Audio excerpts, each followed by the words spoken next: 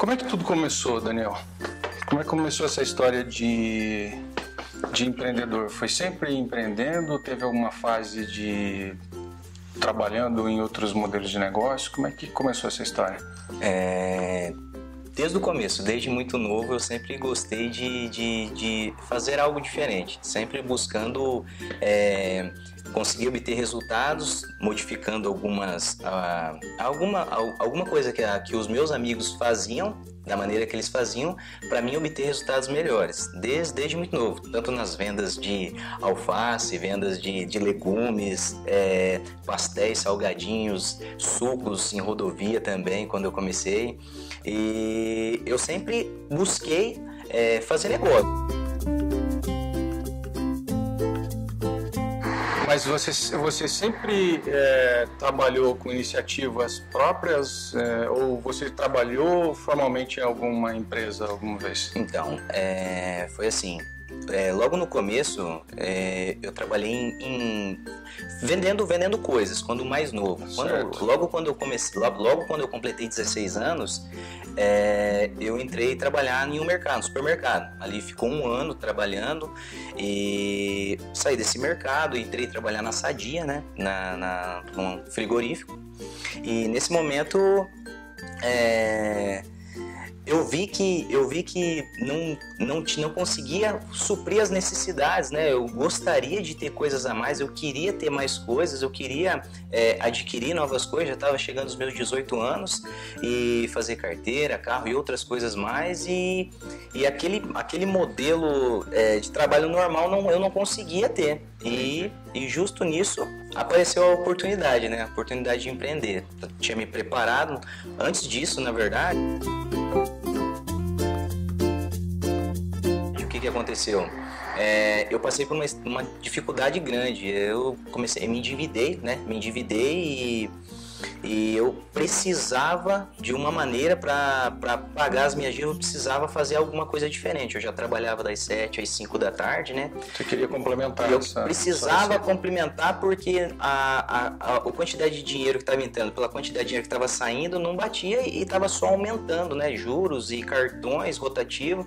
E eu precisei fazer alguma coisa no período que sobrava.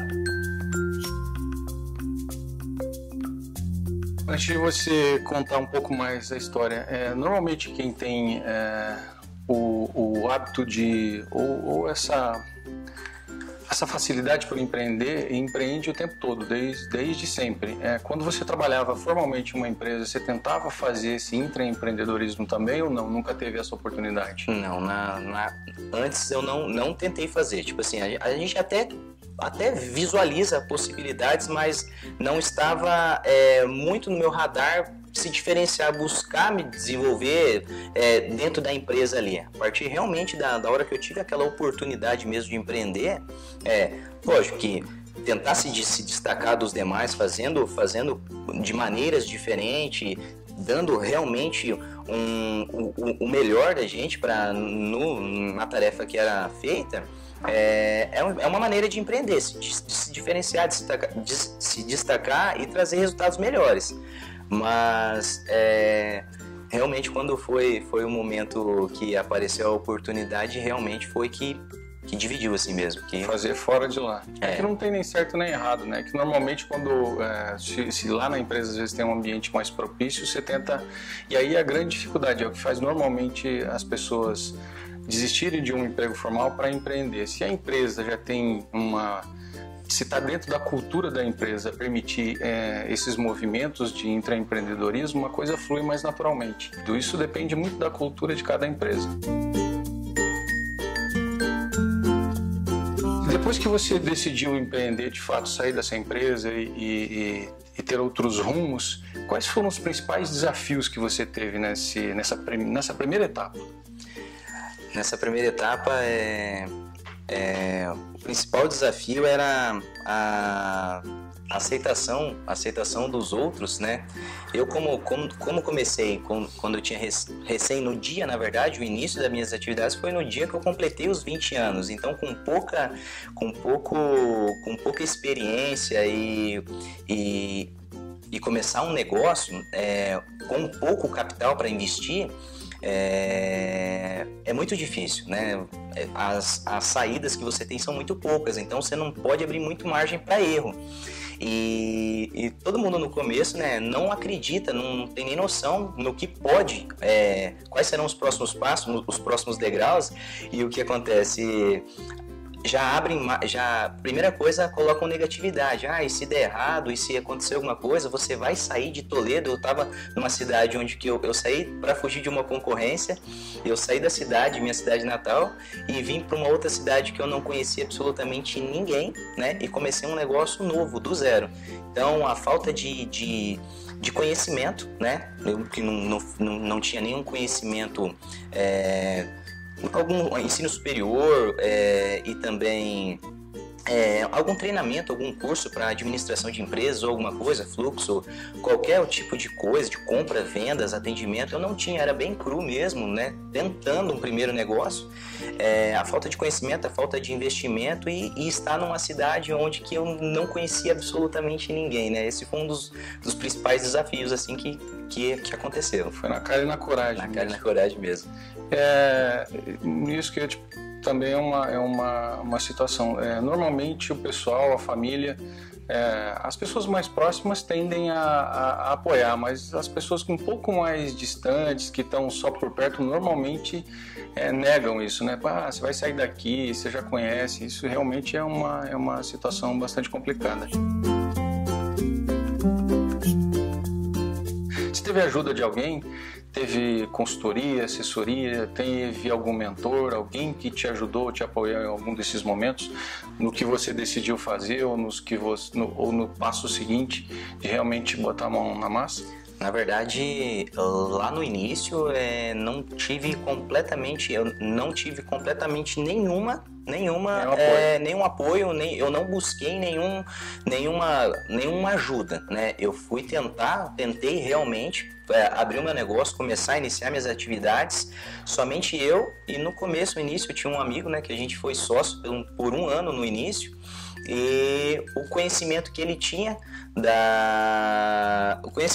e o que eu tinha, a gente somou, dividiu um pouco as despesas iniciais ali, que foi em torno de R$6.000 que a gente iniciou o nosso negócio em 2008, e foi isso. Não teve nenhum acompanhamento, nada que pôde agregar ali para esse caminho que você deve seguir.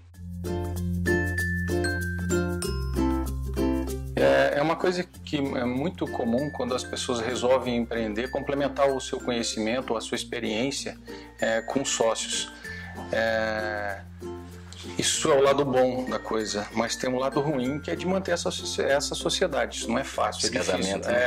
São pessoas diferentes, formação diferente, experiência diferente. O que normalmente acontece é que essa forma de complementar o conhecimento um do outro é que acaba motivando isso, mas realmente não é uma coisa fácil de lidar, né? Você teve algum evento específico ou não? Foi uma coisa que aconteceu naturalmente?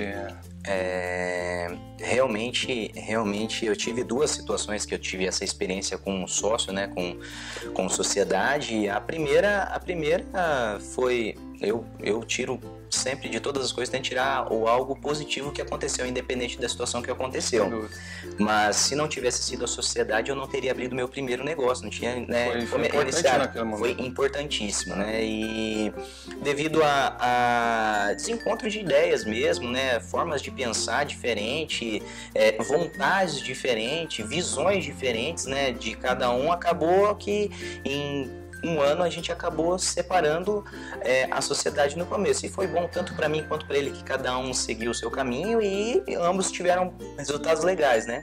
A segunda experiência que eu tive com sociedade, mais recente agora, né?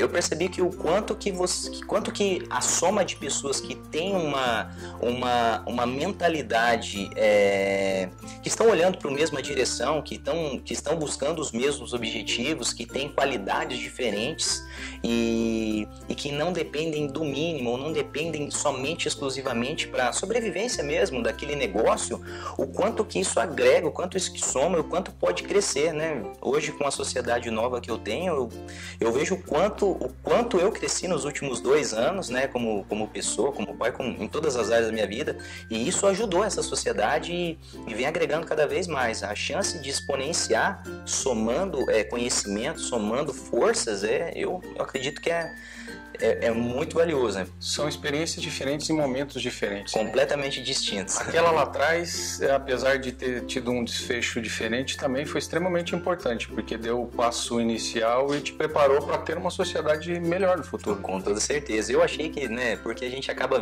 ouvindo muito de pessoas que falam assim que sociedade não dá certo, que o mais esperto acaba levando a melhor, ou outras coisas mais, mas a minha percepção disso é que se não tivesse uma sociedade inicial, eu não teria dado o primeiro passo. Para vir o segundo, o terceiro, o quarto, o primeiro precisaria ser dado. Então, e justo nessa primeira sociedade, a ideia foi do meu sócio, a ideia foi do meu amigo, né? Ele convidou uma pessoa, foi até engraçada a situação, aconteceu na minha frente, ele convidou um amigo dele para abrir um negócio, né, numa cidade vizinha para fugir da concorrência, e aquilo ali ficou num bate-papo, ficou numa conversa, e de repente, uma semana depois, ele veio ter a mesma conversa comigo, só que comigo foi diferente. Eu falei assim, olha, se ficar nesse converseiro do jeito que eu vi, né, melhor a gente nem conversar. Agora, se vamos fazer alguma coisa, então vamos organizar, vamos colocar data e vamos fazer a coisa acontecer.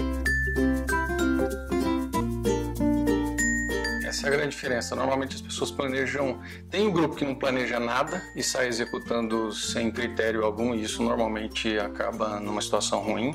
E tem um grupo de pessoas que planeja demais, né? Porque o cara tem dificuldade em executar. E tanto uma coisa quanto outra não funciona sozinha. Se você planejar demais e não tiver capacidade de execução, não vale nada. Mas somente a capacidade, essa força, essa inspiração de executar sem planejamento não resolve a situação. Eu acredito que tem que se dar um passo para o outro acontecer e para ir melhorando ao longo do caminho. Eu sempre falo assim para as pessoas que me perguntam assim, cara, se eu for empreender, eu quero fazer, me dá uma dica, o que você me deixa o que você me dá de dica? Eu sempre falo, se prepare, se capacite o suficiente, né? Tenha financeiro, mas entenda do teu produto, entenda da necessidade do teu cliente, entenda o que você vai resolver de problema, né? Qual a solução que você está entregando, como que você vai entregar com maestria esse produto, esse serviço para o cliente, porque se você não souber para entrar é um problema. Se você entrar de qualquer jeito, a chance de dar errado é muito grande. Sair com um problema muito maior, né? Você pode se complicar para o restante da vida. E uma impressão negativa de empreender, você bloqueia para o resto da vida, né? E daí uma coisa que a gente precisa aprender muito com os americanos, né? Que é aprender a errar. Ter experiências negativas e aprender nesses momentos. Eu valorizo muito esse negócio de grupo. Eu tenho algumas iniciativas, alguns projetos em grupos também, porque eu percebi que individualmente, por mais que você se destaque individualmente, a sua intelectualidade, sua capacidade de execução frente à capacidade de sinergia de um grupo é sempre muito menor, muito menor. Isso é uma experiência realmente que faz a diferença. A força de um grupo com qualidades diferentes, e o que a gente não é bom complementa pelo outro. Essa troca de informações é uma coisa que ao longo do caminho, eu não preciso ser bom em tudo, mas eu preciso ter pessoas, preciso ter parcerias, preciso ter contatos que agreguem. Eu agregando valor para uma pessoa, a pessoa com as qualidades dela vai agregar valor para mim, a gente vai fazendo uma troca e todo mundo sai ganhando. E outra coisa, antes que eu quero voltar na situação de errar e de testar, mas uma outra dificuldade que as pessoas têm muito é de eu vou chamar um sócio. Não, eu vou chamar um cara que eu tenho certeza absoluta que ele sabe menos que eu, que ele estudou menos que eu, que ele tem menos capacidade de execução, e aí que tá errado. Né? A gente tem que se cercar de pessoas com muito mais potencial que a gente tem, porque daí a gente está sempre muito melhor assessorado e os trabalhos que a gente resolver implementar vão ter uma execução muito melhor. Dizem que a gente é É o nível, a gente tem equiparado às 5 pessoas que a gente convive, né? No dia a dia. É o equilíbrio, né? Então, quanto mais a gente se cercar de pessoas que a gente pode não somente ficar ali como esponja sugando, né? Mas que a gente pode adquirir conhecimento, adquirir coisas e também poder agregar para esse grupo, a gente vai fortalecer o grupo, fortalecer as pessoas e a gente acaba crescendo. A maré sobe, todo mundo sobe junto. É o conceito, esse é o conceito. Você tem que entrar num grupo, mas com conceito de grupo. Não pode tentar, eu vou entrar no grupo para tentar me beneficiar individualmente. Já começa errado. Voltando à questão de errar, eu já tive também várias iniciativas em que não foram bem sucedidas, digamos assim, mas todas elas foram inovadoras. Lá atrás, quando tinha isso em um cinema, nem me lembro qual é a cidade, acho que no Rio de Janeiro, aqueles ambientes de realidade virtual. Eu coloquei um negócio desse e na época não foi para frente porque as pessoas gostavam de jogar fliperama, não estavam preparadas para absorver aquele tipo de tecnologia. E aí, voltando a isso, o empreender é resolver problema, né? Não adianta eu descobrir um negócio, um mapa da mina, ter uma tecnologia muito legal que não tem concorrência ainda, vou implementar e acho que isso vai dar certo. Não, se não tem ninguém querendo isso não vai funcionar. E uma coisa que é importante é que eu até mudo um pouco essa abordagem de eu vou falir um negócio, eu vou errar, não vou me dar bem, não. Eu prefiro hoje usar o termo de testar. Eu vou testar isso, vou testar aquilo, porque quando você coloca isso como um teste, parece que tem uma carga muito menor do que eu simplesmente eu vou implementar esse projeto e se não funcionar, vão me entender que eu não fui muito bem sucedido. E não, nos Estados Unidos é totalmente o contrário. É o cara que já errou, já faliu vários negócios, tem uma chance muito maior de dar certo agora. Porque ele aprendeu, é isso que a gente vem falando, né? Que o cara aprendeu com as experiências que ele teve no passado. As experiências erradas, tudo que acontece na nossa vida, de experiência, de tentativa, só vem para agregar, né? Errando o que se aprende, de certa forma, eu não gosto de olhar muito por esse lado. Eu gosto de agora, com uma nova mentalidade ao longo do tempo, eu vejo que dá para se antecipar e prever. Mas a experiência que vai te dando isso. É somente a experiência. Se você não tivesse errado, se não tivesse esse pensamento, levado uma ou outro tropeço no meio do caminho, não teria...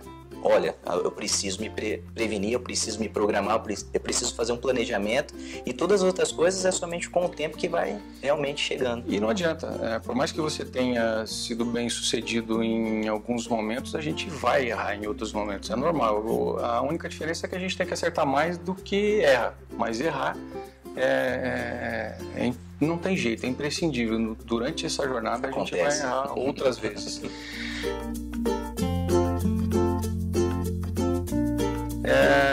Qual é o estágio atual dos seus projetos?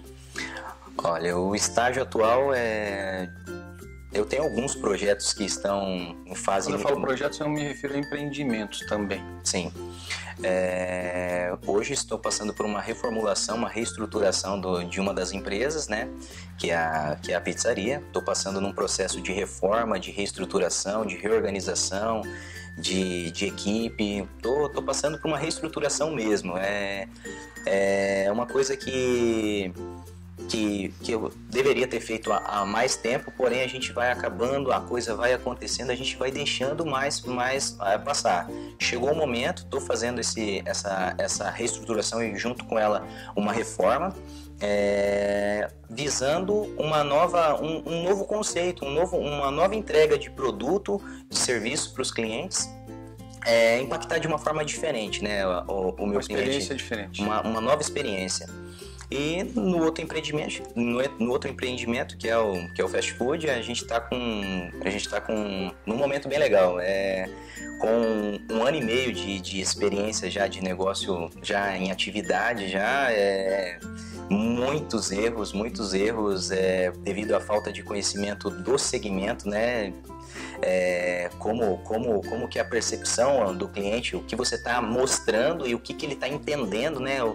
Os bloqueios que a gente próprio acabou criando para o cliente fez com que a gente aprendesse muito, né? Esse ano de 2016, o primeiro semestre de 2017 foi de muito aprendizado, e agora a gente está num processo de realmente ir lapidando, reorganizando, fechando os processos, né? E formatar, realmente fechar a franquia, né? Porque o projeto do fast food é para realmente vender lojas, vender unidades, e o momento é muito legal que a gente está com uma consultoria e ela tá auxiliando a gente nessa reta final, que é fechar os padrões para realmente formatar mesmo a franquia e fechar. Vai ter alterações, vai ter melhorias, vai ter inovações, vai ter algumas coisas que vão acontecer com a minha, só que se a gente não fechar, não vai acontecer. Então precisa, na melhor maneira que a gente pode entregar o produto ou serviço agora, a gente precisa fechar, e qualquer coisa que for ser alterada, vai ser alterado no processo daí, porque o processo já existe, vai ser uma melhoria no processo. E melhoria tem que ser contínua, né? Não tem jeito.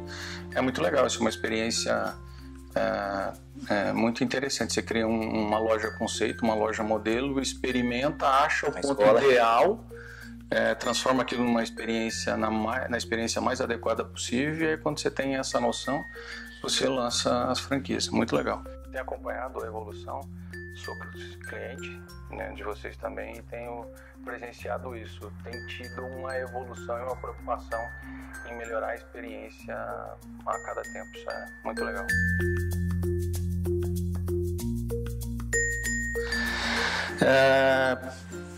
Quais são os próximos passos desses seus projetos? Você cria formalmente um plano estratégico ou não? Isso está mais na experiência e no convívio com o seu sócio, com as pessoas que trabalham contigo? Na verdade, um planejamento estratégico fechado para 12, 24 meses, 5 anos, 10 anos, isso eu não tenho ainda, na verdade. Porém, a gente já está estudando, já está formatando o semestre, quais serão os passos, quais são as promoções, os lançamentos, precisa ter, porque conforme for o lançamento, conforme for a campanha, tudo tem que ter orçamento, tem que ter levantamento, quantidade, giro, todos os cálculos, todas as projeções, você tem que fazer um planejamento, porque senão, se você faz de qualquer jeito, vem qualquer resultado, e o resultado que você não espera, que você não gostaria, pode ser que venha, e a surpresa final pode ser não agradável. E pode até atrapalhar os passos seguintes, né? Você tem que simular essa viabilidade. Mas eu estou perguntando isso basicamente por curiosidade. Isso necessariamente não precisa existir o planejamento escrito, né? Mas o interessante desse planejamento estratégico é porque na verdade, quem empreende já tem todo o seu modelo e os projetos que pretende implementar mais à frente na cabeça, né? E querendo ou não, esses pontos vão se conectando. Às vezes eles são consciente isso, às vezes não é inconsciente esse negócio.